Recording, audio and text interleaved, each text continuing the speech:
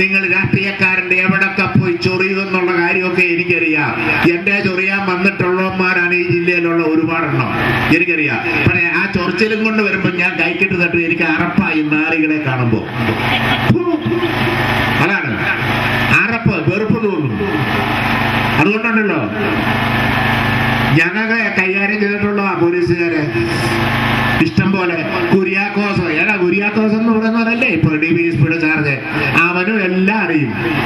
അതുകൊണ്ടുണ്ടല്ലോ കളി വേറെയാ. കണ്ടു പറയാ ഇതെല്ലാം പോട്ടെ, അടുത്തതന്നെ പിന്നെ നോക്കാം നമുക്ക്. പക്ഷെ നമ്മുടെ കൊടി തല്ലി പൊളിച്ചത് ശരിയായില്ലല്ലോ. അതിനുള്ള വകയെന്ന് പറഞ്ഞാൽ കൈതല്ലി ഒടിക്കുക, മിനിമം അത്രയും ചെയ്യണ്ടേ. ചെയ്തില്ല പിന്നെ നമ്മൾ എന്ത് മാർജിത്തുകാരാണ്. അതിപ്പോ ഔദ്യോഗിക ജീവിതത്തിന് ഇട ചെയ്താലും വേണ്ടില്ല, ഔദ്യോഗിക കൃത്യനിർവഹണത്തിന് തടസ്സം ഉണ്ടാക്കി ഒരു സെക്ഷനും കൂടെ വരികയുള്ളൂ. സെക്ഷൻ 3 കൂടിയാലും കേസ് ഒന്നല്ലേ ഉള്ളൂ, പിന്നെ കേസൊന്നുമില്ല. നമ്മളിതെല്ലാം കൈകാര്യം ചെയ്യുന്നവരല്ലേ.